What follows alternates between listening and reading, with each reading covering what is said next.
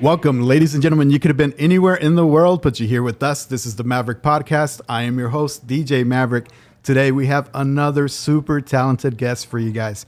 We have entrepreneur, fellow podcaster, and also a person that's very centered into spirituality, the one and only Suny Sugeidi. Welcome to the podcast. Thank you.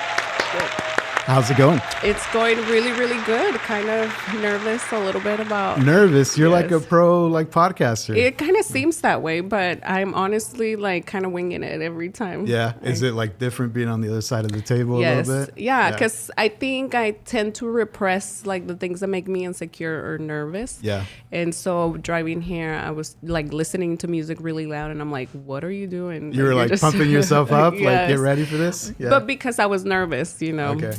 But I'm doing great. Thank you for having me. Very cool. I'm excited, but for the 1% of the people out there that don't know who you are, tell us a little bit about yourself. Okay, so what is there to know? So I'm a 34-year-old woman. I've been here in Oklahoma City for 17 years. This 4th of July is actually going to be 17 Very years. Cool. Yes, I came from Mexico, from El Encino de la Paz, Ocampo, Durango. Oh, wow. So I grew up there in, just a small community, very traditional, like just what you would expect, Mexico. Until like what age were you there? I was there till 17. So basically I had to, start thinking about like what I was going to do with my life and decide about college. But I think that since I was very young, I just wanted to learn English and just kind of, I would see my cousins, because most of my family's here. And so I just thought about like coming here and the first opportunity I had. And then I had a little breakup with the boyfriend, so it was I'm out. Perfect. Yes. Yeah. So I left and then I came here. I did my senior year of high school and then I tried to, complete my, I was going to say classics, but they're not classics. The basics? My basics at OCCC. Okay. And I met like a really fun group of friends, and Roberto, who does El Quinto Elemento, is actually... Oh, you met him there? Yes. Okay. And so basically it brings me to, what I'm doing now. But from there, I just kind of dropped out because I think now that I, trying to understand spirituality and all that stuff in myself, I realized that I was just revealing. And so I didn't want to go to school, but I was really good at hair, like doing hair, anything that had to do with beauty. Okay. Looking back, like, it really chose me, Yeah. So as a little girl, if I would have asked you, what do you want to be when you grew up? Like, what would have been your answer? I didn't know. I used to say that I wanted to be famous. Okay. Cool. I like that. So, but honestly, like, because my mom and you tell me that I was a celebrity. Celebrity life. And my mom told my daughter, she's like, Suny's getting famous. And I was like, no, I'm not. I mean, like, you already have the name, right? Like, you have the rock star name. You think so? Yeah, absolutely. Oh, that's awesome. So I just kind of knew, that's kind of what I wanted to do. But, once you like grow up and you go through your teenage years, like it's like I didn't even remember that I wanted to do that stuff. But I was really passionate about hair and beauty, and just I really started to get closer to people and like getting to know them and stuff. And so it started developing like something else within me. Like it wasn't just, I knew it could make me money, and I had weeks, where it was just like awesome. And then I just thought like, yeah, but this like smile or whatever felt better. And I feel like nowadays almost your barber or your stylist, like they're almost like a therapist, right? Yes. You probably know all the secrets from everybody. They tell you like the real deal. Like, I'll tell you a little story later about that, because I did think about it. I had a family, I did the mom, the grandma, and then the 3 daughters. Okay. And so they know each other, but I knew them individually. And sometimes, what the mom would say would have nothing to do with how the daughter sees it. And it was just kind of super interesting. So did hair for 9 and something years, and then I came to do eyebrows, basically. Okay. And so that's what I do now. It's, what I... Shout out your business. If people want to find you for that, like where can they find you? If you guys are interested in semi-permanent makeup, I do microblading, eyeliner, and lips. Okay. And my page on Facebook or on Instagram is Ea Beauty. Okay. And that's just... Awesome. Cool. So, you got into entrepreneurship like from the very beginning, or did you do some like random jobs trying to figure yourself out before that, or how did it work out? I feel like I'm just now figuring out that I'm an entrepreneur, because I didn't know. I was just trying to like own my own business, but now it's like a cool word to say. Yeah. Yeah. Because when we were little, if you would say, I'm going to drop out, I'm going to work for myself, people would think you're crazy. Dangerous, yeah. yes. Like you can't do that. Yeah. But now everybody's like, I'm an entrepreneur. Like that's the cool thing to be. And it's this like space and time, that we're living in that's allowing for that. Yeah. And I think deep down within ourselves, we know that all of us have it within us. It's just a matter of going there and getting it. Okay. So did you have some bad experiences working with anybody before you were an entrepreneur, or were you a good worker? You showed up, everything, did your job? Yeah. Yeah. When I was, I don't know. I mean, I think, because I can take you all over the place, Let's Maverick, go. with we got time. We got time. No, I was going to say, I think the way that I learned to, just be as a kid, because I was like the smartest girl in my class and I just always made good grades. And, when it came to teamwork, I would tell each person to do whatever, so and then like I would the put leader. it together. Yeah. Yes. Okay. And then I would, like tell them like what credit they got or, whatever. So a lot of it, I just didn't know how to work with other people. I could be nice and I could, like enjoy their company and everything, but I didn't really know how to relate and connect to people like in a genuine way, Yeah. I mean, I wanted it, like my soul was craving that, but I just didn't know how to do it. So, I think hair fit perfectly into that, because you would have your clients, you'd be in charge, and then you just kind of let them go and do their thing and not style their hair like you did it. Yeah. Would you consider yourself an introvert or extrovert? Like, how would you see yourself? I think I have a little bit of both. I mean, I think the extrovert just comes out, like when I'm thinking, that it's not there or whatever, but I have a little bit of both. I think everyone has a little bit of both. Okay. So when you're like that up close to somebody and you're having a conversation, like that's no problem. You feel comfortable, like small talk, all that. Small talk, I can do all day. Yeah. I think when I get uncomfortable is if I notice something in that person that I'm like insecure about, or that I'm like have a fear when it comes to that specific. Like just the vibe or something? It's not the vibe, but like, or like people that can make a decision that maybe I'm struggling to make, like how they carry themselves. And so I'm like, like, I don't know. It's something that happens subconscious. That's kind of at the level that I'm living in now, because I honestly don't struggle with, like just talking to people. I feel like with, how much I've walked spiritually, like I can see that if, all you need is like someone to listen to you or to talk to you, like I can do that, Okay.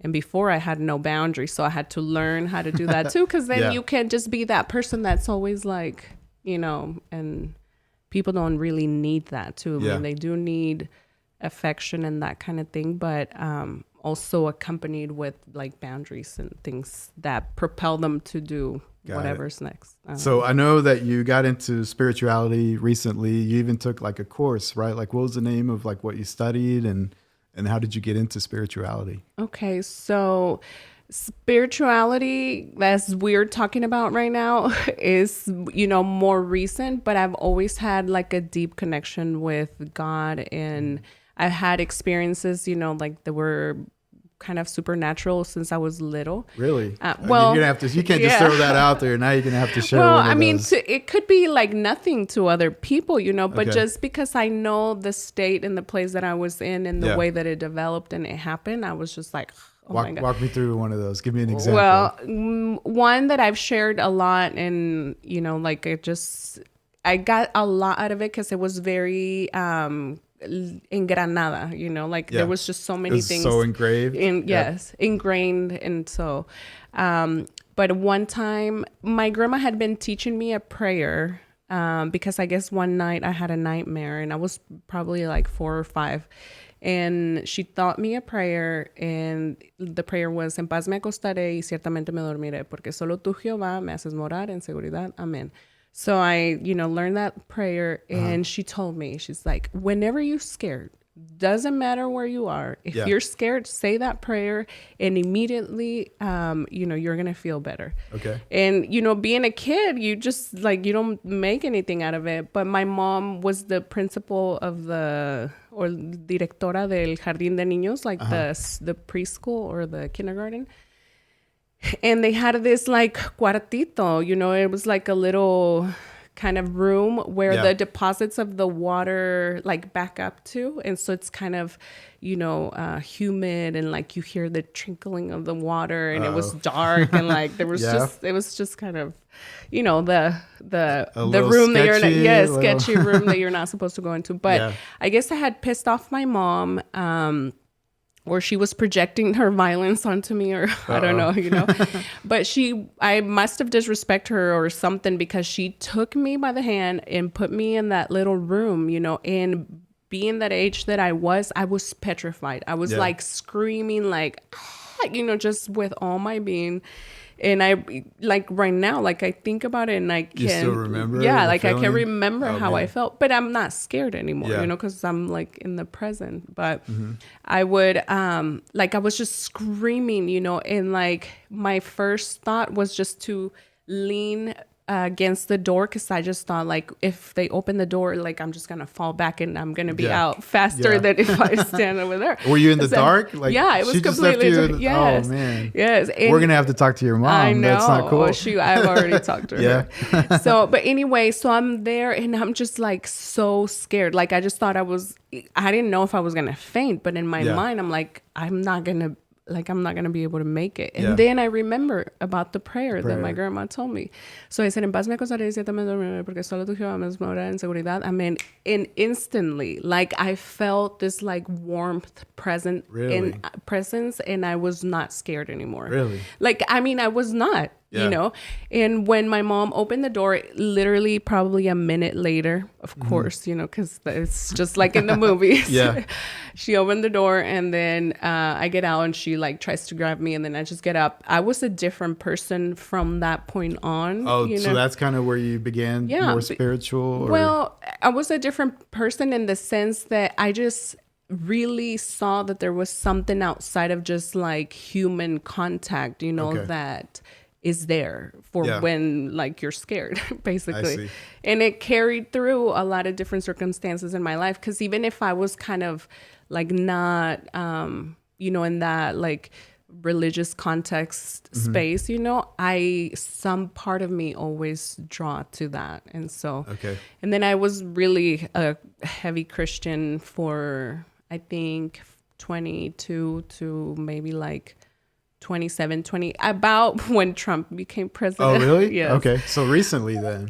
Yeah. I mean, but I've always had a relationship with God. I grew up Catholic, so I have all my sacramentos, and I do I do all that stuff, So I have knowledge about it. And then when I decided to go and find for myself, okay, with my actual inteligencia, con mi inteligencia, what do I make out of this and this and this and this? And then when they say this, why are they saying it? We'll go back to that place. And it really started to, I don't know, kind of get organized for me. So you were comparing your different experiences with different religions that you were... And what I was experiencing too, because I felt like I could really...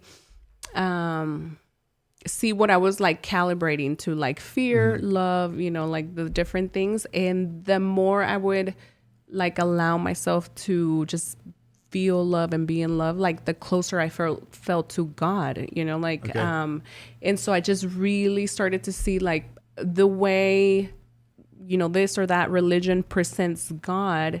It's just, the way that they have to give you the information, but that you're going to experience it with your own set of like. Okay, so you found more similarities. I found different aspects. Like I feel like, Catholicism has an aspect of God, and or explain. They talk about that aspect of God. Christianity has a like a different point of view. And so they talk about a different aspect of God. Okay. And then all the other ones, like, Buddhism, for example, I think their aspect is more like the calmness, the peace that you really feel within when you are like one with God. Literally. Okay. And then you took it a step further, and then you took this emotional development class, right? We never got to that, right? how did you go beyond that? Was that just because of all your curiosity with all the religions? Yeah. And you decided to take another step, or what? So if you want the real answer, it's because I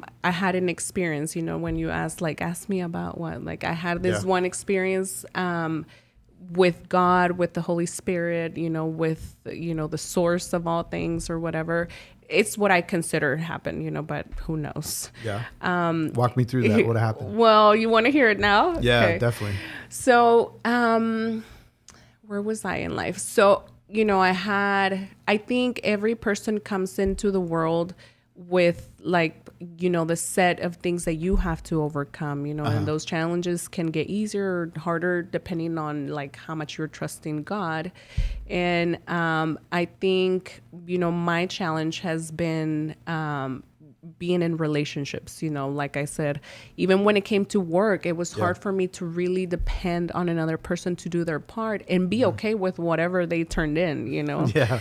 And so carry that through seeing my parents, and their marriage experience, and then me and all of that. Was it tough, or was it not positive, or what? Yeah, well, I mean, it was a Hispanic marriage, which I feel like it's like you show everybody that you're like an okay family, but behind closed doors is just kind of like, each person has their own personality and their bag of things, that they're not like sharing with, the rest of the family. So it was like hectic, they would argue, and like I can tell you about like all the different things. Were they like super strict on you as well? Yeah, they were strict, and they each had their way of parenting or complimenting for whatever they felt like they weren't doing, Okay. But that's what shaped like my programming and basically, set me for like a position of like, I don't know, just having a lot of challenges in relationships in general. Like I could be super happy and just really content with that person, but there was always like some external thing, that would happen that would make me feel a certain way, and then I didn't know how to deal with it, and it was just crazy. So, I had my daughter's dad. We were together for like 9.5 years, and then I had another relationship that really opened up a lot of like who I am now. Okay. And so, but at the same time, like you're receiving so much from that relationship.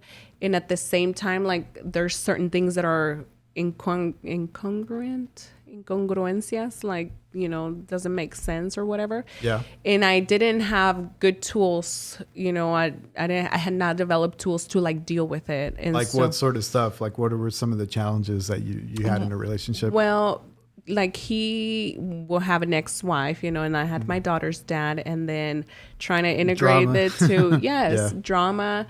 But, at this point I'm already full in like, trying to develop myself spiritually. So I knew that I wanted to hold myself to a certain standard. Sure. So like being like, oh, you're effing, ex or whatever, like did not apply, know? And so really just trying to see her how God would see her, basically.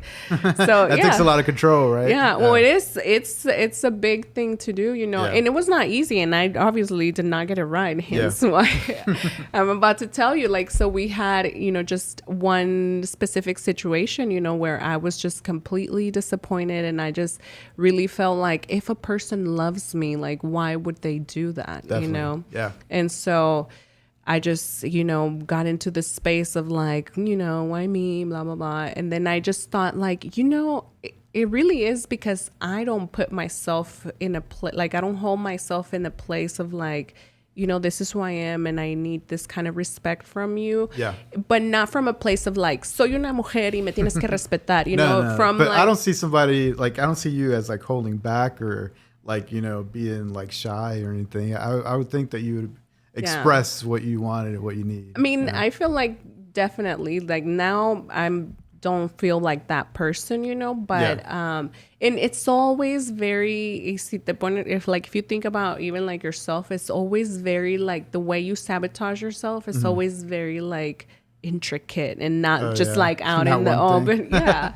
Okay. But anyway, so we had that situation, broke up, and I was just like, I'm going to give myself a chance, like for the first time. Because I remember one time like being super upset because he had not eaten lunch, and I was like, how dare you not eat lunch and take care of yourself? Because you thought that he didn't like what No, I didn't make the lunch or anything. I just wanted, we were working on him taking care of himself. And I was just like, Yeah. But, then I thought, I never, got mad at myself because I missed lunch. In fact, I miss lunch all the time because I'm working, and so I just thought like I'm really good at taking care of other people and just seeing what they need and really, especially if I love them, you can totally, como se dice, asfixiar someone like with your love, Yeah, you suffocate well, them. yes. Yeah.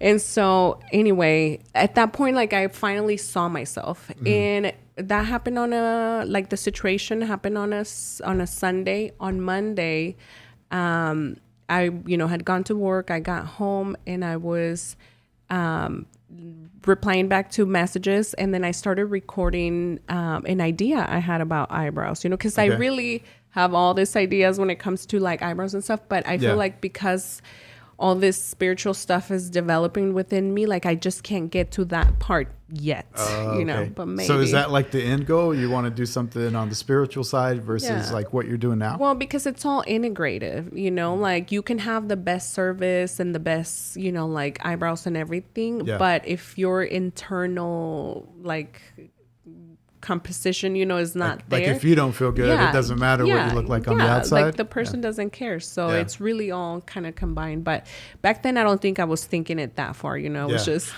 kind of recording an idea. And then I just started talking about the idea. And one thing led me to just like starting to talk about myself. And I just really like ended up saying, God, like, my heart, what I'm about and how hard I tried to do whatever it is that I'm supposed to do. Definitely. And, but I said, and even if you don't do what I feel like I could have, then I still trust you. And so that, like I started literally crying, like, just I could not hold myself. Like I was just crying. We're going to have to get you some tissues here. We can take a little break.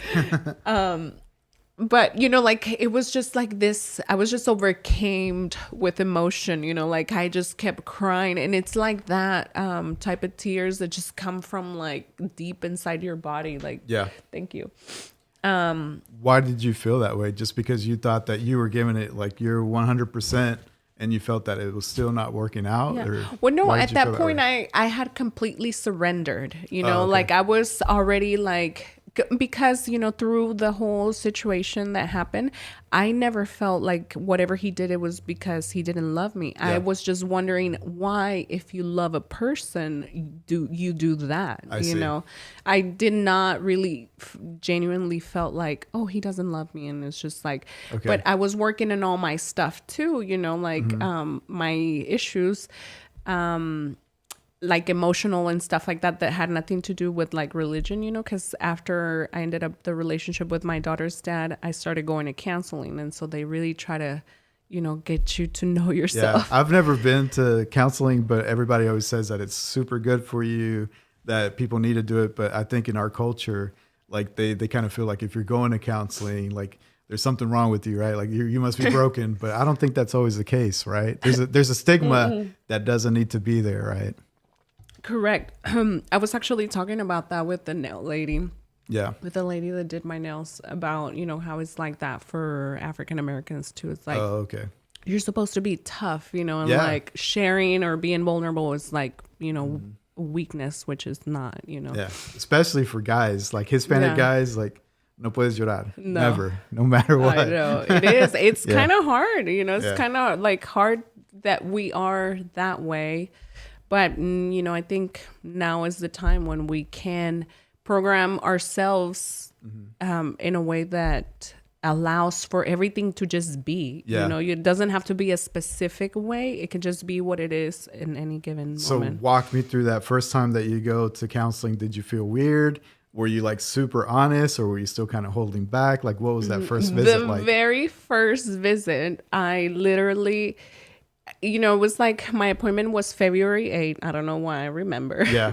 But I had scheduled the appointment because I wanted to really talk to her before I ended the relationship. Okay. But by the time my appointment rolled out, I already knew that I was not going to be in a relationship. So it's almost like I had been holding out all my emotion, because I literally got there. She was not even in her chair by the time that I was already You already like everything letting and go? I was crying loud cry, you know.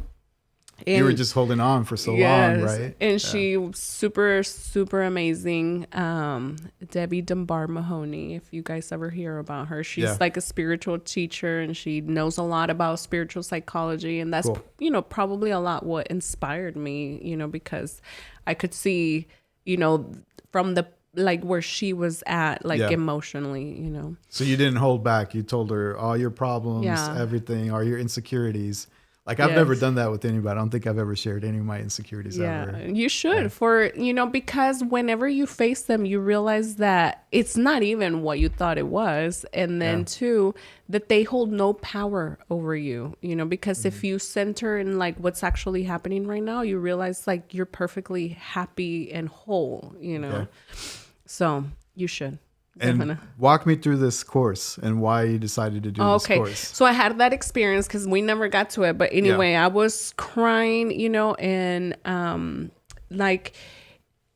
it's really kind of weird. Now I can explain it. I don't know that I can actually explain the way that happened. But what I can explain is, part of you is just so conscious, your subconscious holds no power over you. Okay. You realize that you're on planet Earth, and your mind is just so free from all the crap that you normally think about. Mm-hmm. And I mean crap because some of it really is crap, and other stuff, I mean, it's important stuff like kids and stuff like that. But you're kind of at peace with that, and you really access what they call super conscious or super conscious, Yeah. And it happened for me in that way, where it was just so perfect, because normally something would happen and I just wouldn't believe it, because I could, go through the steps and say no, that's not it, But with the way that one happened, I'm I could not even say it didn't happen. As far as an experience? Yeah. So I was in my couch alone. I was crying. I was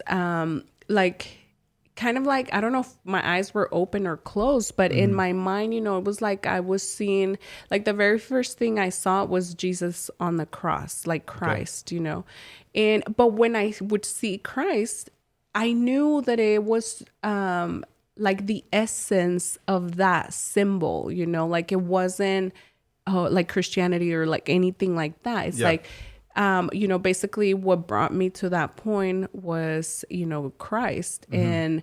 And he represents sacrifice. And it was just all the sacrifices that I had been making throughout my life. And just, now that I know, seeing them with a clean heart is really what makes a difference between, whether you get to have the experience or not. Because in what I was saying in the recording, I was just genuine, I was just honest, and you were speaking to yourself in the recording, or what?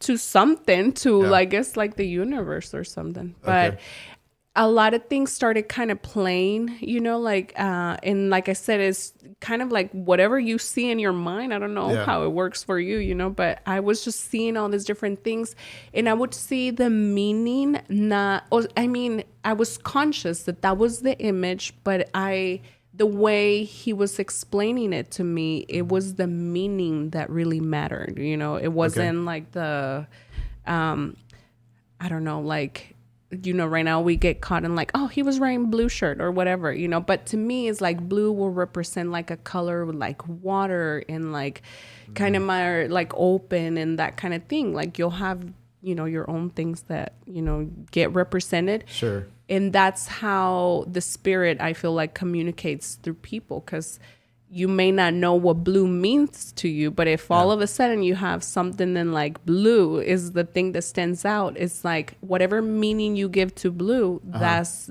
what the spirit's trying to communicate to you. So now that you sort of untap this other side of you, you see like symbols and you see like experiences differently now. Is that the way you would describe it? Yeah. So because, the experience was like that, it's weird that it came out, because honestly, I had no idea how we were going to get to the bio-neuromotion, but we're getting there. I feel.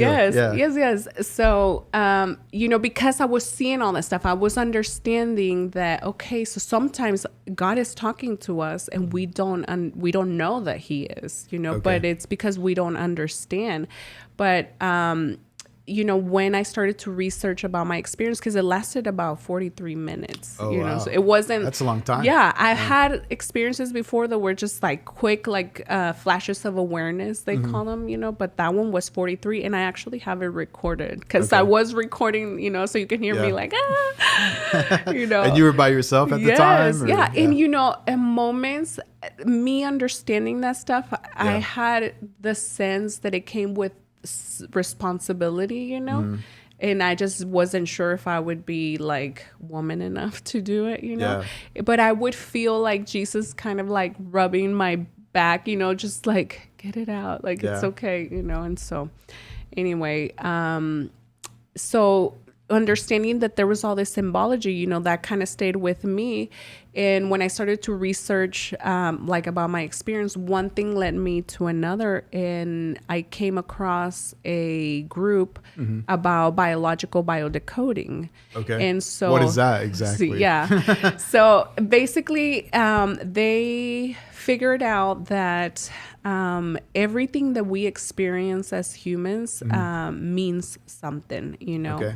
And even illnesses, like every part of our body has a function and a purpose. And so if, let's say, your shoulder hurts or your knee or your head, there is a specific thing going on in your life, like an emotional kind of programming or like emotional process that you're going through that it's related to the purpose or the function of that shoulder. Okay. And like, let's say if you can raise it, like it means like you might be tired of, raise it, because shoulders will represent responsibilities, and like the right side will mean one thing and the left side means another thing. So you untapping that, you realize like, well, maybe I need to let go of some responsibilities or whatever. Exactly. So you untap to that. Yes. Okay. Yeah. And it's super strong in Mexico and Latin America, like Argentina, they're really, really deep,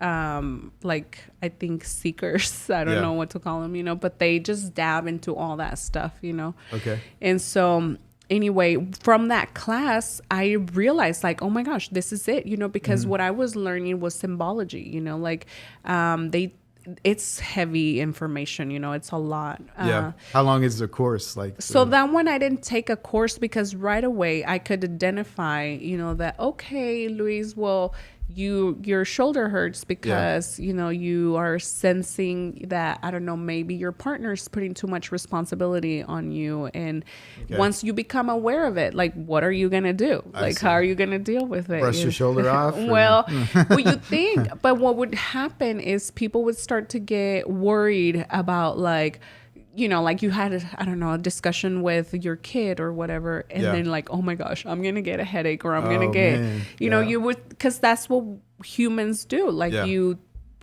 think ahead, Well, I feel like this stuff happens to it, but if you're not aware of it, you just think it's a headache or you just think I hurt my shoulder or whatever, right? Yeah, this is where we're all about to go into the truth, like Jesus came to bring the way, the truth, and the light. And so once we get to see all this stuff, I think that we'll be able to go in the light, because we're not going to be afraid of the things that right now scared people. So Biological biodecoding was about like the symbology. And then since I realized, okay, well, you need to have tools to be able to like make peace with why you're processing your emotion in that way. And then I had no idea, but I just knew that when something that like I needed to do or take came along, that I was going to get that feeling. Okay. And so I was looking online. I can't remember why or how, because everything just kind of happens like a synchronicity. Yeah, it sounds like it. Yeah. And it just came up, bioneuroemotion, which is the connection of, like our biology, our emotions, and our like neurological processes. And then, from there, you just connect with like spirit. So. Okay. So now that you untapped everything, how do you like not go back and not like hold everything in? Like, how do you do that? Because I feel like I might be good for a little while, but then I might go back to my old habits, right? Yes. So that is literally the challenge, because we are like, you came into the world a certain way, you know, and then you're programmed with the life that you had with your parents, whatever you learned to perceive, in like your classmates and stuff like that, all of that has shaped you. And so, once you consciously decide like, okay, I don't want to be the kind of person that like, envies or like, I don't know, gets upset easily, whatever your change we're trying to have in our life, know, you start to take matters into your own hands, and then you teach yourself a new way. But the programming literally is what in the Bible is called Pharaoh, like it holds you, like it doesn't want to let you go because, and that's like our ego and all of those like negative traits about like the human experience, and so it pulls you back. But that is what life is, like the dance between those two until you finally completely surrender and you just trust, that like being in the present and not worried about tomorrow, not worried about what someone did to you in the past, is gonna like give you that freedom. Because in the moment you realize that, like I'm here talking to Maverick and we're having like a weird conversation probably. No, I think it's cool. Because I never explore that side. Like I said, growing up, it's always like, you got to be strong no matter what's going on. Happy face, nothing's wrong, don't cry. Like that's it. And because that is literally what so many of us think about the world, how you move in the world is all from like that Maverick, the kind of, even if you now realize some of those things weren't true, in the back of your head, that still kind of plays. And so that's Pharaoh, like, okay, you can go and build me this tower or build me this pyramid or whatever, pyramids, I guess, back in the day.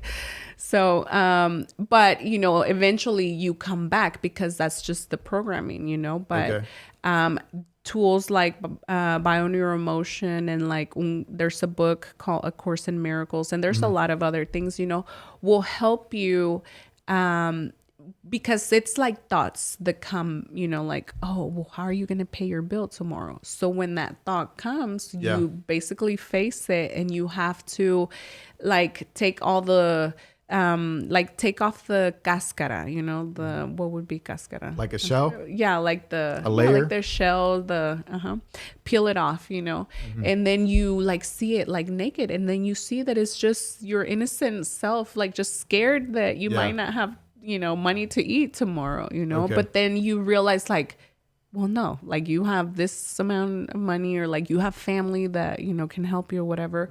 And then you just like, anchor yourself like in the present. Okay. But it's really, to answer it shortly, because that is basically the work that it's taken me. I don't know that it would take other people, longer or anything like that. It might be shorter for them, hopefully. Yeah. It sounds like it helped you discover yourself, but has it also helped you discovering other people? Like now when you meet people, can you sort of like get a different reading than before? Like you can. Yeah, 100%. I mean, I think my issue has been that I'm trying not to love them too much, because what I want to do is like just tell you everything and just, but depending on where you are in life, you may not be open to whatever I have to say. Yeah. But I was having that issue because I was consciously trying to help you, thinking I could, Sure. I can. You're the only one that can help yourself, And so really was more about me like trusting God. Like, I'm not going to do anything. I'm just going to be myself. And when I'm myself, something about our connection is going to take us to another conversation. And I don't even have to think about what I'm going to say. Like, the spirit is just going to say it. Do you avoid people in your life if you get a bad vibe, or if you kind of get sort of a reading like, hey, maybe I don't need them in my life? Or do you let people go now, or do you still try to like change them, help them? Like, what does your course say? No, I definitely let them go. In the sense that first I realized, like, if someone comes in and I'm not liking, like, I'll tell you, like, today, I mean, this is horrible to say, but I'm sure it happens to a lot of people and people just don't admit to it. Yeah. But I was doing my mom's eyebrows. I was touching her up, and like, her attitude me estaba cayendo gorda. I hope she's not listening. Well, she eventually listens, but she doesn't speak a lot of English. But I'll tell her, because this is kind of how our relationship is. Like, I'm like, Mom, I'm working on these things, and like right now that really like bothers me about you. What was she doing, or what was she Nothing. saying? She was breathing. What? Okay. She was breathing. I know, it was wild, but it was just like, I don't know. It was just weird, but I just let myself like, because I really feel energy, or like I'm trying to like figure out how this come across. Well, yes, I do feel people's energy. Like you do feel like someone's like really happy or whatever. You can sense that. But when it comes to my mom, like all my programming has to do with me growing up with her and everything, and so it was just her attitude, and just. Sometimes I don't have like a healthy outlet to let go of, like, my anger or my whatever is violent inside of me, and she was just perfect for it. Okay. I didn't say anything because basically what I was going to go with that story, where I was going with that story is you acknowledge, okay, like, this person is like annoying me for, and then you list like, because of the way she's breathing. It's like, well, what's wrong with her breathing? But that's something she can't control. No, right? I mean, come on. What are you going to do? Yes. But basically you end up seeing that the reason they bother you is because they're showing you something that is within yourself that you're not willing to see in you. Really? Okay. And, like, honestly, the attitude that she has was just kind of like, like, I don't even know how to, like, I don't know. It just makes me do that. But, and I don't like ever want to be like that. Do you like, feel like you're not good enough, or like what was the feeling that you got at that moment? No, it was just like, like my mom, because what it makes me do is just this, like, like, I don't know what that means. I don't know what that means either, because I'm telling you, it's like words and stuff like that. They don't get to me anymore. It's just subconscious things that are happening at a subconscious level. And I'll try to watch my shoulders. but it was just her demeanor. You know how some people walk in the room and they're like, and it's just like, you just feel like this presence. Yeah. Like, oh, okay. But when I see that outside of me, I realize, like, okay, that is bothering me, and it's really within me, but she's just showing me how I'm feeling inside. Okay. Or if it's like a more difficult situation, like people that I've actually had to kind of, not be around in my life, it really has to come from a place where you realize, like, that behavior, whatever that person is doing, it just says something about me, you know, and I can choose to try to work that out with that person, or I can choose to let go of that part of me, you know. I have a problem with that, like letting people go.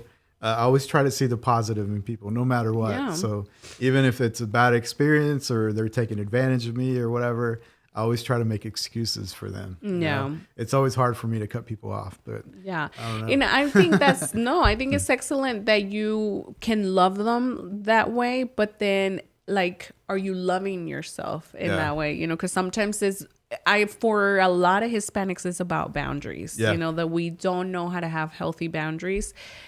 Because the first thing that we have to do is love others as you love yourself. So if you're not loving yourself, like, okay, well, I'm not going to let myself get taken advantage of, you know, and so you don't allow it. And it can be, this is another really important advice. It was really important for me because for some reason, I had never realized that you can do it from a place of love. You know, it doesn't have to be like, I'm not going to help you anymore. Like letting them go is an act from of a love? place of love. Okay, walk me through that. Because when I kick the next person out of my life, like, I'm going to say it's an act of love here. Yes. Okay. Well, no, because obviously you're smart, you know a lot about numbers, and you realize the effort, and like, you know, and you realize too that things happen, that they're a different person, and that, you know, you don't know exactly what's going on in their life, but you, from, you know, your possibilities, gave them this many chances, you know, and so, you know, next time I'm just not gonna do it, not because I don't love you, but because in my conscious mind, I feel like you should too put a little bit of effort so that your situation can improve, or you can like move on. Because sometimes we make a lot more out of ourselves when someone didn't help, and then we had to do it ourselves, you know? And so we forget about that. But you don't have to set boundaries I mean, you can if you want to, but you don't have to set them from a place of like, you know, ya no les vuelvo a ayudar, or whatever. It can be just from like, you know, I'm at peace because I really did what I felt like I needed to do for you. But at this point, you know, just figure it out on your own. Yo siempre me pongo like, if ever comes around and I am able to help, I'm always happy to, you know. But are you a believer that people come into your life for a specific purpose and time? Yeah. And some of those are more permanent than others. Like some just are meant to get you through this maybe difficult time, and then that's it. Like their job is done, and they're no longer in your life. Yeah, definitely. So there's I think every single encounter, even the cashier or like the person at 7-Eleven, whatever, like every encounter is appointed, you know, because we wake up and we're vibrating, like our energy is vibrating. And so sometimes, like right now, you know, you could be getting from my energy stuff that, I mean, I'm never going to know, you know, but you get that from me too. And then, you know, that's just kind of how the energy keeps like moving in the world. Okay. And I was going to say something else about that, but do you feel like you can control your energy and how people sort of like view you in life? Like, can you control that? Because I feel like a lot of people, for me, example, they think that I'm too nice, right? I'm this super nice guy. And sometimes they think that they could take advantage of me, or I'm not going to notice just because I'm nice, right? Yeah. Like that's the way I feel like I come across a lot of times. Yeah. I try not to worry or care about what people think about me, because anytime I do, I find myself like struggling, like why, you know, oh, I want this person that I'm going to do her eyebrows to think that I'm really nice, you know, and well, no, I rather you find out the kind of person that I am. And I'm actually not trying to be nice. I'm just trying to be genuine. So if you have a bad day or whatever, like you're just like, give it to them straight. You don't try to like pretend. You don't put on your customer service voice. Like they get the real I do. Well, because with boundaries, you know, it's kind of like, okay, some people don't need to get the thickness of the emotion, you know. Okay. That's what I was going to share earlier, that when people come into your, like every encounter is appointed, and there's 3 different types of relationships. The primer nivel, which is, or first level, which is people that, you know, you just kind of bumped. Okay. Then second level would be more like coworkers, people that are in your life, but they're not like your immediate circle. And then third level, which is like your cord, you know, people around you. The circle of trust. Yes, right? Exactly. And then what was the other question? Because they're related to that. I was just going to ask if you could control like the way that they view you, right? Because I don't know if I can control the way that you view me, or what kind of vibe you get. No, exactly. We can never do that. Yeah. We can never do that. And so just being genuine. Oh, but we were talking about the thickness. If I give them the thickness of my emotion. No, because you know, basically I am honest about like, if I had a hard morning, you know, like, oh, it was hard getting out of the, but I'm not like, oh my God. And then now I have to do your eyebrows and like, and one tool is inversion of thinking, you know, where you basically is what you do. Like you try to see the positive, but I think you're doing it, you know, but it just has to be from a place of like peace within yourself too, you know, because if you like are saying, they're taking advantage, but, make the justifications. Yeah. The justifications are basically what making it like, you're just trying to justify that you're not setting that boundary, Okay. So it's kind of, I don't know. It's weird for me because I get like both sides. Some people say like you come across as too nice, and then other people come across like, oh, you're stuck up. You think you're too good. And I don't feel like I give any of those vibes. Yeah. So I don't know where that comes from. Yeah, no. I don't know. And one thing too for me was like, the people that are going to be cool with me, like they're going to accept me if I'm like nice or stuck up or whatever, it's just not going to be like a specific role that you have to play in their life. Because I've done that too, we're like, you think I'm nice, so I have to be nice to you all the time, even if I'm not feeling it, Yeah. But for some reason, when you're genuine, like you are just yourself, and people, depending on where they are in life, they can make something out of you or not. But me meeting you, like I just try not to judge, like I look at, these are your aspects, or your traits, or But I feel like you start to meet the person before you meet the person, right? Like the things we wear, the way we walk, like that all gives like body language of like who you are, kind of. Even the car you drive, symbology, right? See, that is exactly what symbology is about. Like you read the person, but it's important to note, those aspects, but to not judge them like as like, oh, this will represent, this or that. I mean, you keep it as a mental note, because if you like made a judgment at that point, you're only going to get to know that person to that level, and it's not really going to go deeper than that. But if you can acknowledge like, oh, te gusta Carla Morrison, like